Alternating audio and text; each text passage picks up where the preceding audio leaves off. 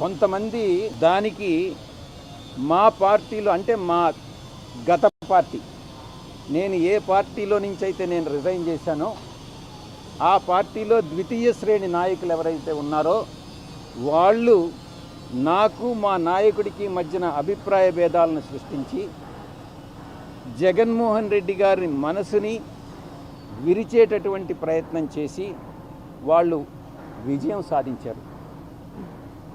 3.5 సంవత్సరం పాటు అవమానాలకు పాలై నేను దిగినటువంటి ప్రతి మెట్టు కూడా కొంతమంది పైకెక్కడం జరిగింది. వాళ్ళు పైకెక్కేదానికి ఉపయోగపడడం జరిగింది. దీంట్లో చాలామంది పాత్రదారులు సూత్రధారులు ఉన్నారు. దీంట్లో ఈ పార్టీ నుంచి వెళ్ళిపోయిన దానివల్ల నేను ఏ విధంగానూ నష్టపోవట్లా. చిత్తశుద్ధితో ఈ పార్టీలో నేను ఉన్నంతకాలం నేను పనిచేశాను, మనస్ఫూర్తిగా పనిచేశాను. ఇప్పుడు కూడా పార్టీ నుంచి వచ్చిన తర్వాత జగన్మోహన్ రెడ్డి బాగుండాలనే కోరుకుంటున్నాను. కానీ ఈ యొక్క ద్వితీయ శ్రేణి నాయకత్వం వాటిని ఏమంటారు, వీళ్ళు చుట్టూ ఉండేటటువంటి వాళ్ళని కోటరీ. ఈ కోటరీ నుంచి ఏ రోజైతే ఆయన బయటపడతాడో ఆ రోజు ఆయనకు భవిష్యత్తు ఉంటుంది. లేకుండా ఉంటే భవిష్యత్ అనేటటువంటిది చాలా కష్టంగా ఉంటుంది. ఇంతకన్నా మించి చెప్పగలిగింది ఏం లేదు. ఎక్కడ బయట నుంచి పోయేటటువంటి ఇన్ఫర్మేషన్ ఈ యొక్క కోటరీకి అనుకూలంగా ఉంటే ఎవరినైనా ఆయనకి పరిచయం చేయాలి, తీసుకెళ్ళాలి అని అంటే ఈ కోటరీ కానీ అంగీకరిస్తే వాళ్ళకి ఏదో ఒక రకంగా నయానో భయానో లేకుంటే మంచిగానో కాళ్ళు పట్టుకోనో చేతులు పట్టుకోనో లేకుంటే ఆర్థికంగా ఏదో ఒకటి చేసో వాళ్ళు ఆయన దగ్గరికి పంపిస్తారే కానీ దేవుడి దగ్గరికి పూజారులు అదర్వైజ్ దేవుడి దగ్గరికి పంపించట్లే. ఇది జరిగేటటువంటిది. ఈ చెప్పేటటువంటి ఒక నాయకుడు అన్నటువంటి వాడు ఈ చెప్పుడు మాటలను నమ్మకూడదు. చెప్పుడు మాటలను నమ్మితే నాయకుడు నష్టపోతాడు, ప్రజలు నష్టపోతారు, పార్టీ నష్టపోతుంది. ఇక్కడ జరిగేటటువంటిది అదే.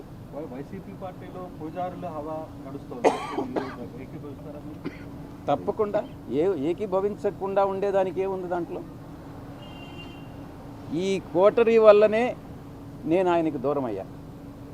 నేను ఇంకోటి, ఆయన జగన్మోహన్ రెడ్డి గారితో నేను మాట్లాడినప్పుడు నేను చాలా స్పష్టంగా చెప్పా, సార్ మీ మనసులో నాకు స్థానం లేదు, నా మనసు విరిగిపోయింది.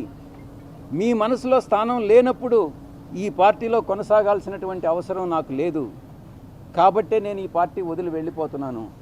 మీ చుట్టూ ఉండే వాళ్ళ చెప్పుడు మాటలు విని మీరు తప్పుదోవ పట్టొద్దు. మీకు ఎవరు నిజాలు చెప్తున్నారు, ఎవరు అబద్ధాలు చెప్తున్నారు అన్నటువంటిది మీరు పూర్తిగా అర్థం చేసుకోండి. అర్థం చేసుకొని మీరు నిర్ణయాలు తీసుకోండి. అప్పుడు మీరు ప్రజలకు ఉపయోగపడతారు. మీరు నాయకులు, అధినాయకులు, ముఖ్యమంత్రిగా 5 సంవత్సరాలు పనిచేసినటువంటి అనుభవం ఉంది. భవిష్యత్తులో కూడా మీరు ఇంకా ప్రజలకు సేవ చేయాలి. కాబట్టి ఈ చుట్టూ ఉండేటటువంటి వాళ్ళ మాటలు వినవద్దు అని నేను ఫోన్లో మాట్లాడినప్పుడు లండన్కి నేను చాలా స్పష్టంగా చెప్పాను. నా మనసు విరిగిపోయింది కాబట్టే నేను పార్టీ నుంచి బయట వచ్చాను. రాజకీయాలను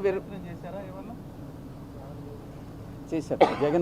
జగన్ గారే ఉండమని చెప్పారు. కానీ విరిగిన మనసు అతకదు కాబట్టి నేను పార్టీ నుంచి వెళ్ళిపోయాను. తిరిగి ఆ పార్టీలో వైఎస్ఆర్ కాంగ్రెస్ పార్టీలో చేరేటటువంటి ఉద్దేశం నాకు లేదు. గర్వాపసి అన్నటువంటిది అప్లై కాదు, నా మనసులో లేదు. మీరేమన్నా రికమెండ్ చేస్తున్నారా? బీజేపీలో చేరుతూనే ప్రచారం ఉంది సార్. మీకు గవర్నర్ ఇస్తున్న కూడా మీకు భవిష్యత్తులో రాజకీయాల్లోకి వస్తారా? నేనేం చెప్పాను? నేను వ్యవసాయం చేసుకుంటానని చెప్పాను. వ్యవసాయం చేసుకుంటున్నాను. దాని మీద కూడా మీరు పత్రికల వాళ్ళు చాలా కామెంట్స్ చేసినారు. ఈ వ్యవసాయదారుడు ఏందయ్యా ప్యాంట్ వేసుకొని టచ్ ఇన్షర్ట్ చేసుకొని ఏం వ్యవసాయం చేస్తాడని అని అన్నారు. అంటే వ్యవసాయదారులు మంచి చొక్కా మంచి ప్యాంట్ వేసుకోకూడదా మీ దృష్టిలో? అలాంటప్పుడు వ్యవసాయదారుని మీరు కించపరిచినట్టు కాదా? గోచి పెట్టుకొని చేస్తేనే వ్యవసాయమా? అర్థం చేసుకోవాలి. మనోభావాలను దెబ్బతీయకూడదు. వ్యవసాయం అని అంటే వ్యవసాయమే. నేను నిజంగా కూడా అదే చేసుకుంటున్నాను. ఇప్పటి వరకు, ఈరోజు వరకు నేను వేరే రాజకీయ పార్టీలో చేరేటటువంటి ఉద్దేశం లేదు. ఇటువంటి వాళ్ళు ఏదైతే నా మీద నిందలు మోపుతున్నారో, ఎవరైతే నిందలు మోపుతున్నారో వాళ్ళందరినీ కూడా నేను భవిష్యత్తులో, ఇప్పుడు నేను సిఐడికి యథార్థాలు చెప్పాను, వాస్తవాలు చెప్పాను, ఎవరు దీనిలో ఇన్వాల్వ్ అయ్యారన్నటువంటి విషయం చెప్పాను. నేను అదే చెప్పాను, కర్త కర్మ క్రియ 3 కూడా విక్రాంత్ రెడ్డి అనే విషయం చెప్పాను. నాకు తెలిసి జగన్మోహన్ రెడ్డి గారి ప్రమేయం లేదని చెప్పాను. నేను వాస్తవాలు చెప్పాను. అదేవిధంగా భవిష్యత్తులో నా మీద ఎటువంటి ఆరోపణలు చేసినా నేను దేవుడు సాక్షిగా వాస్తవాలే చెప్తానని మీ అందరి ముందు తెలియజేసుకుంటా ఉన్నాను. ఏది మళ్ళీ కొంచెం పెద్దగా చెప్పండి మీరు. లిక్కర్ స్కామ్ మీద సిట్ వేశారు. లిక్కర్ స్కామ్ మీద నేను గతంలో కూడా చెప్పాను. లిక్కర్ స్కామ్లో పాత్రధారి, సూత్రధారి, కర్త కర్మ క్రియ అన్నీ కూడా కసిరెడ్డి రాజశేఖర రెడ్డేను అన్నటువంటి విషయాన్ని చాలా స్పష్టంగా చెప్పాను. మరిన్ని వివరాలు భవిష్యత్తులో నేను చెప్పాల్సి వస్తే చెప్తా. కానీ ఇప్పుడు అంటే ఇంతకాలంలో ఎప్పుడు ఈ సబ్జెక్ట్లో మాట్లాడని రాజిరెడ్డి గారు ఇప్పుడు సడన్గా పాత విషయాలు కూడా తన మీదకి చెప్పే ప్రయత్నం జరుగుతుంది. దానివల్ల మీకు ఏమైనా ఇబ్బంది కలగదా? అంటే ఏ పత్రికని? ఆర్టీవీ. మీరేమన్నా నన్ను ఉరేస్తారా? లేదంటే కొడతారా, చంపేస్తారా? చెప్పండి. ఆర్టీవీ రవిప్రకాష్ కదా, రవిప్రకాష్ ఏమన్నా ఉరేసేస్తాడా నన్ను? అయితే భయం ఎందుకు? భయము అనేటటువంటిది ఈ బ్లడ్లోనే లేదు. భక్తి అనేదే ఉండింది, ఇప్పుడు కూడా ఉంది. భక్తి ఇంతకుముందు నాయకుడి మీద ఉండింది, ప్రేమ ఉండింది, కానీ ఇప్పుడు ఓన్లీ దేవుడి మీదనే ఉంది, వెంకటేశ్వర స్వామి మీద. ఈ చెప్పేటటువంటి ఒక నాయకుడు అన్నటువంటి వాడు ఈ చెప్పుడు మాటలను నమ్మకూడదు. చెప్పుడు మాటలను నమ్మితే నాయకుడు నష్టపోతాడు, ప్రజలు నష్టపోతారు, పార్టీ నష్టపోతుంది. ఇక్కడ జరిగేటటువంటిది అదే. వైసీపీ పార్టీలో పూజారుల హవా నడుస్తుంది.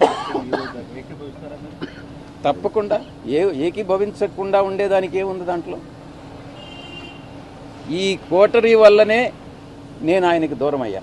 ఎక్కడ బయట నుంచి పోయేటటువంటి ఇన్ఫర్మేషన్ ఈ యొక్క కోటరీకి అనుకూలంగా ఉంటే, ఎవరినైనా ఆయనకి పరిచయం చేయాలి, తీసుకెళ్ళాలి అని అంటే ఈ కోటరీ కానీ అంగీకరిస్తే వాళ్ళకి ఏదో ఒక రకంగా నయానో భయానో, లేకుంటే మంచిగానో కాళ్ళు పట్టుకోనో చేతులు పట్టుకోనో, లేకుంటే ఆర్థికంగా ఏదో ఒకటి చేసో వాళ్ళు ఆయన దగ్గరికి పంపిస్తారే కానీ దేవుడి దగ్గరికి పూజారులు అదర్వైజ్ దేవుడి దగ్గరికి పంపించట్ల.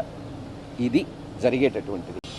కానీ ఈ యొక్క ద్వితీయ శ్రేణి నాయకత్వం, వాటిని ఏమంటారు, వీళ్ళు చుట్టూ ఉండేటటువంటి వాళ్ళని కోటరీ.